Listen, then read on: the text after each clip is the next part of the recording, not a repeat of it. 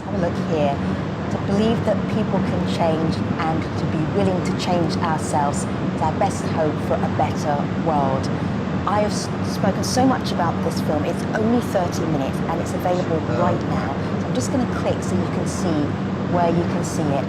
www.strangeratthegate.com, and just below the title, watch the film here, and you can watch it, and I guarantee you won't be disappointed. Now, if you know anything about Islam, you know that we're coming to the end of the holy month of Ramadan. And then there's an amazing party and festivities, and it's amazing and extraordinary. I want to find out what you would wish Ramadan. And then there's an amazing party and festivities, and it's amazing and extraordinary. I want to find out what you would wish your fellow Muslims around the world. In a sentence, Sister Bibi, and in a sentence, Matt. Sister Bibi, you first. One sentence.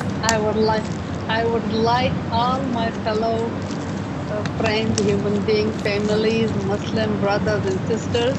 Thank you. To wish them a happy and peaceful holidays. Okay, and leave some time for Mac.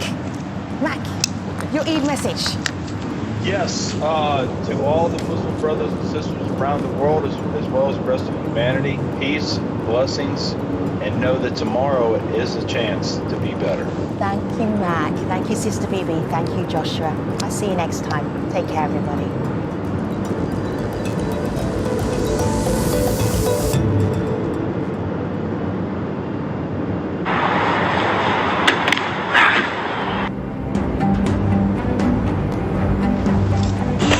Give it.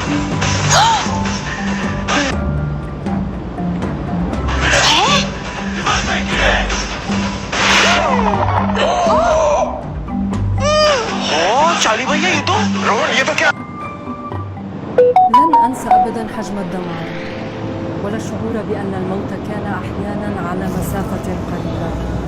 فقد اخترت الصحافة كي أكون قريبة من الإنسان. كنا نحمل الكاميرات ونتنقل عبر الحواجز العسكرية والطرق ولكن نرى جديداً. كنا نبيت في المستشفيات وعند أناس لم نعرفهم. ورغم الحرارة كنا نصر على مواصلة العمل لأننا نصدر الخبرات.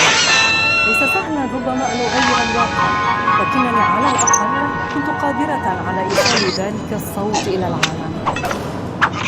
أنا شيرين أبو عقبة.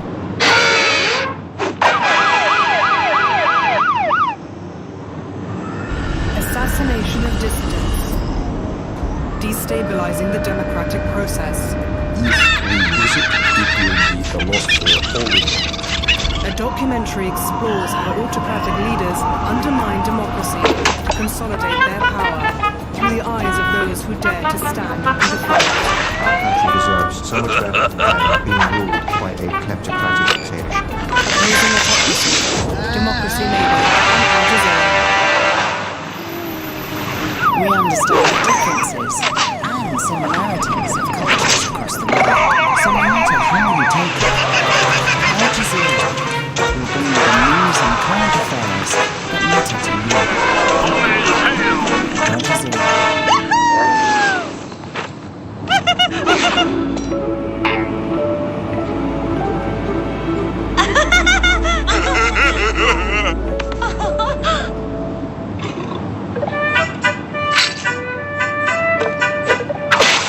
After 3 weeks of fighting, Sudan's two warring sides will meet in Saudi Arabia for truce talks.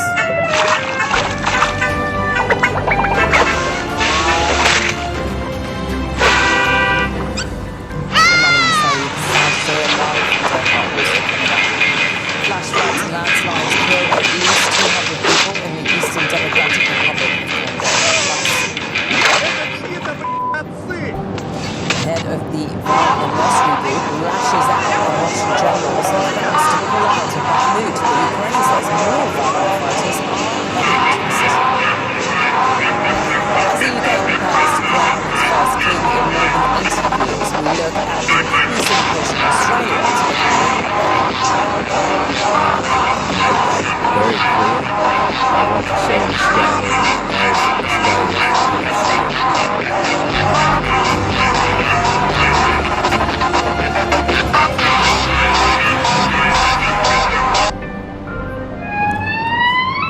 weeks of fighting, Sudan's rival forces have sent delegations to Saudi Arabia for truce talks.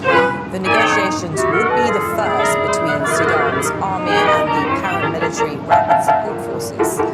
The US and Saudi Arabia say the talks will begin in Jeddah on Saturday. Meanwhile, the latest ceasefire is having little impact on the ground. Higa Morgan has more from Khartoum. Gunfire and explosions echo through Khartoum and other cities as Sudan's army and the paramilitary rapid support forces seem determined to fight to the bitter end. Despite yet another truce, the two sides are battling for control in several locations.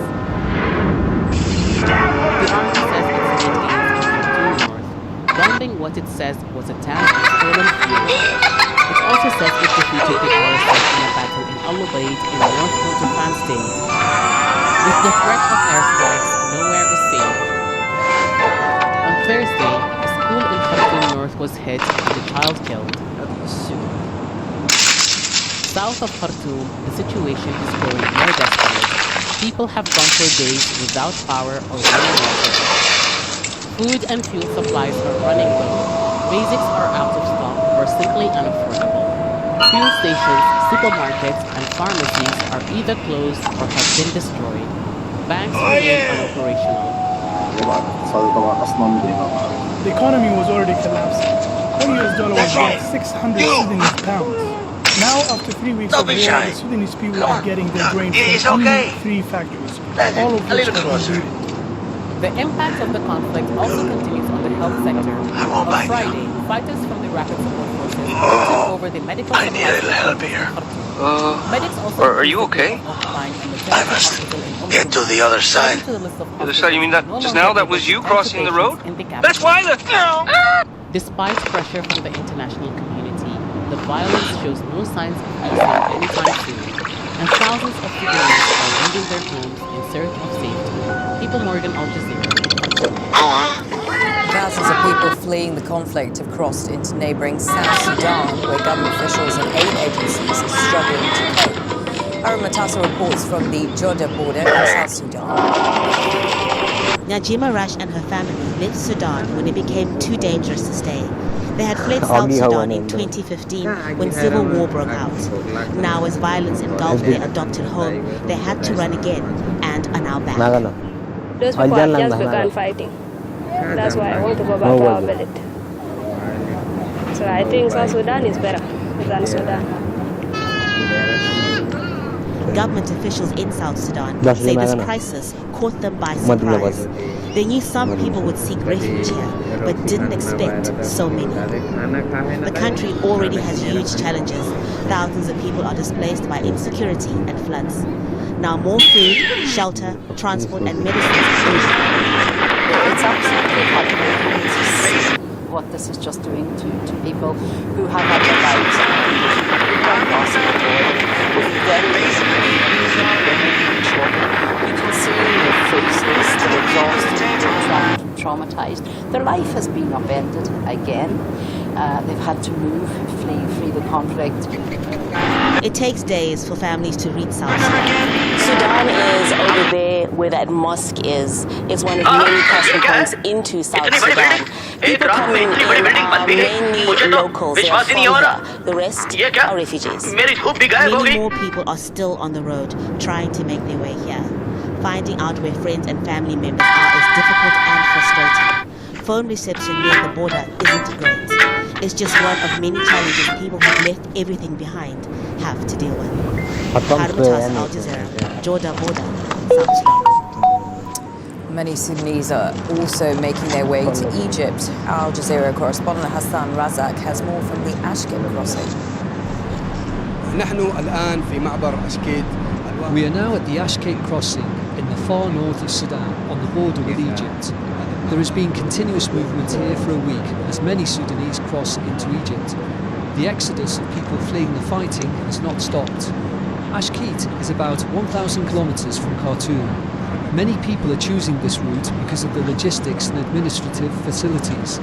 There is an Egyptian consulate in the nearby city of Wadi Halfa, which grants visas to those who want to leave. Wadi Halfa also has a Sudanese passport office, which offers services such as passport renewals or adding children to their parents' passports. For these reasons, people are heading to the Ashkid crossing rather than the other border posts with Egypt. Others trying to escape the fighting have flocked to Port Sudan. People hoping to make it onto the next boat have been camping at the port for as long as 10 days in sweltering heat and with no food. Saudi Arabia, which sits across the Red Sea from Port Sudan, says it has evacuated almost 8,000 people. Efforts have been made to evacuate more from the region, even those with visas aren't guaranteed immediate departure. Meanwhile, humanitarian aid has begun trickling into Sudan through Port City. Qatar has been sending planes loaded with supplies, which will then carry evacuees out. But as Asad Beg reports, getting aid into the country is only the first challenge. Around 60 tons of food and medical aid has been delivered here in Port Sudan, and this is mostly the runway. There are some lights on at the passenger terminal, but we understand around 150 Sudanese citizens are waiting to be evacuated by the countries. These Sudanese citizens have residency inside Qatar, but in coming days, the Qatari authorities say that they will be evacuating people of other nationalities, and Qatar will be used as a transit point for the in coordination with embassies from other countries. But this aid is here, but when we speak to aid workers, they say there still is a physical challenge. According to the United Nations, over 330,000 Sudanese have been internally displaced, and over 100,000 people have been forced to flee to neighbouring countries, and getting this aid out of Port Sudan to the rest of the country is a challenge. The fighting is still ongoing, and if you speak to the aid workers, they say the fighting has to stop for them to be able to get this aid to the rest of the country. The price of commodities has increased to between 40 to 60%. Things like fuel, food, and bottled water, and even though the aid is here now, there's still considerable challenges to getting it to the rest of the country, to the places that really need it. The first group of Sudanese evacuees has arrived here in Doha. At least 150 people were on the flight from Port Sudan. They are Sudanese citizens who have residency in Qatar. They travelled on a Qatari government flight and they flew into Sudan carrying food and medical aid. The evacuation mission is expected to continue for several days. Qatar says it will also fly out citizens from other countries using Doha as a transit.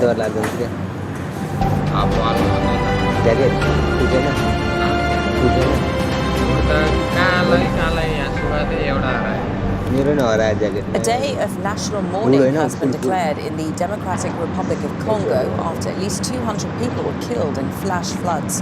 Many others are missing after heavy rain caused rivers to overflow in South Kivu province. Barbara Ngopa reports.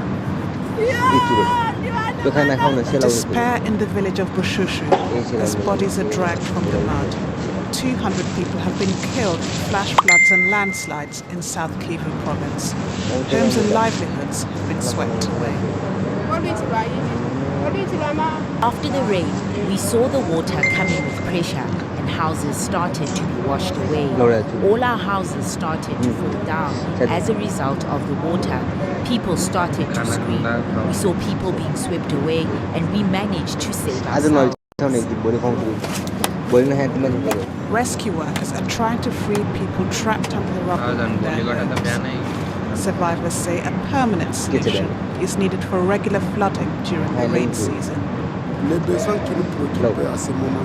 At this time, we need to ask our government to find us a way to move from here because we don't have any hope to live here in Bushushu, where floods often happen and every time they cost us a lot of money and a lot of lives.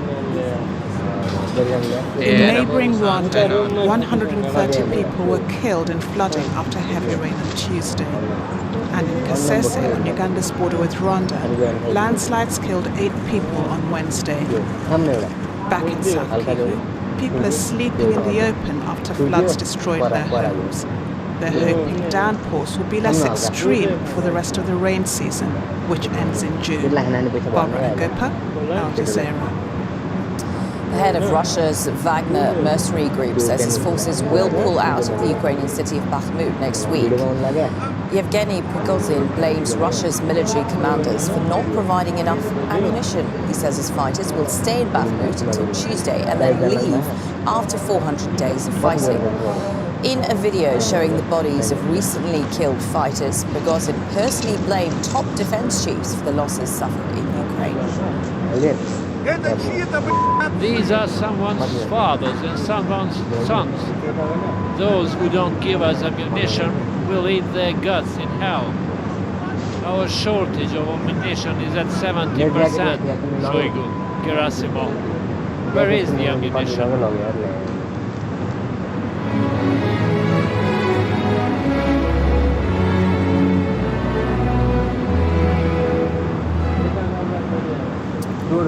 Britain's King Charles III has greeted well-wishers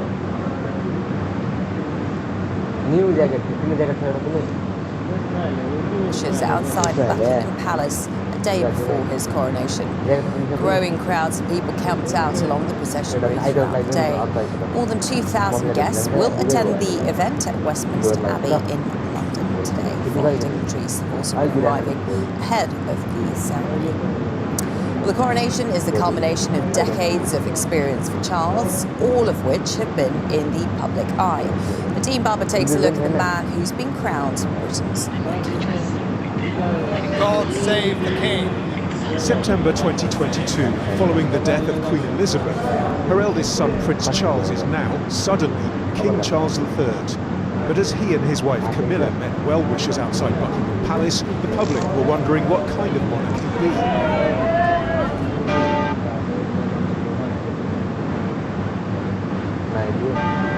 Charles knew instinctively he'd have to be less outspoken on issues considered political, but he's unlikely to stop talking. Thinking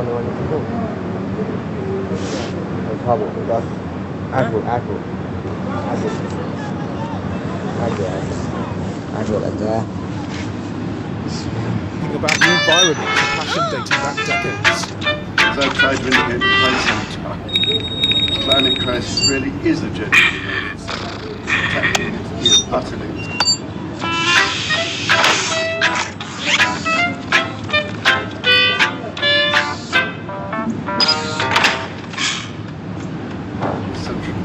Over the years, Charles's public image has hit peaks and troughs, the low point coming around the time of his separation from Princess Diana, mother of their 2 sons. A period dramatised in the hit TV drama The Crown.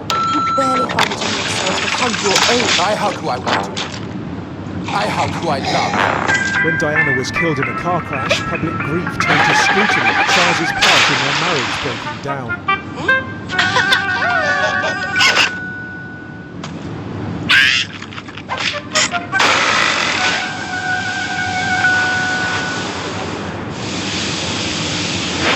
He was criticised for resuming his relationship with Camilla Parker Bowles, his long-term companion. But after they married in 2005, Charles worked hard to get people used to the idea of Camilla being part of his public life. That public life had long involved helping underprivileged young people. The Prince's Trust set up in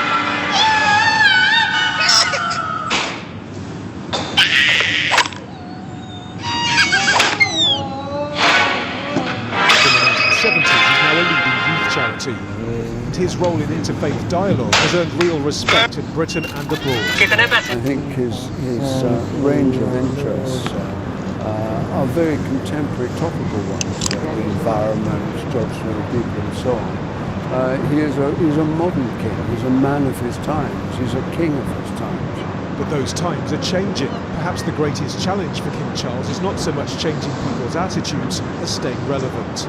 A recent opinion poll found that while nearly 6 in 10 Britons support the monarchy, among the 18 to 24 age range, only a third do. And those saying they weren't interested in the institution outnumbered those saying they were. Perhaps more worryingly for King Charles, 45% overall said they thought the monarch was out of touch with the lives of the general public. It is related to the failure of the project to embed Meghan in the royal family. It's related to what happened with Prince Andrew and the various controversies and scandals around that. and it's related also to the monarchy feeling out of step for many people, particularly in a time of economic crisis. At times, King Charles has allowed his feelings to show. This was him commenting on a journalist.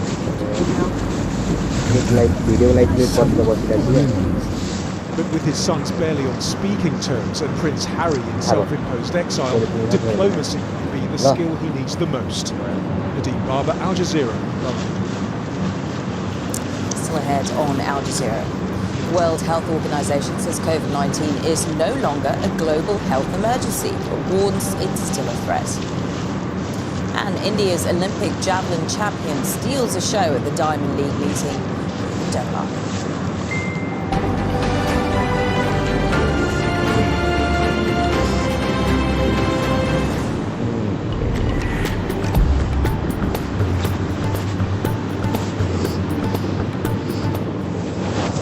They will start in North America, and unsettled weather is dominating the story across parts of the US. In particular, the deep south, we've got a rash of severe thunderstorms developing around places like Mississippi as well as Louisiana and Arkansas. And another rash of storms further north of this across the Midwest. That's going to fan out across the Great Lakes, pushing its way further east, bringing some very heavy rain, the chance of hail and blustery winds. Now you can see that wetter weather starting to edge towards the east coast, but for the weekend, places like Washington, D.C. and New York seeing lots of sunshine and warmth.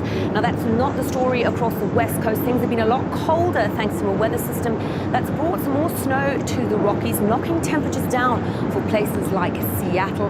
We're going to see that reflected down California in Los Angeles, but the temperature recovering by the time we get to Sunday.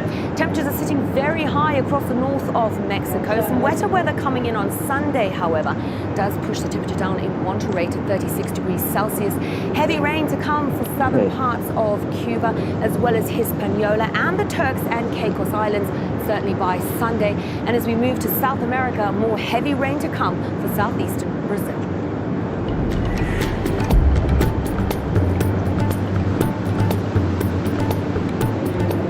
When the Taliban took control of Afghanistan in August 2021, it sparked a mass exodus.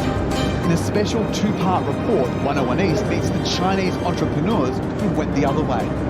On Al Jazeera. Frank assessment.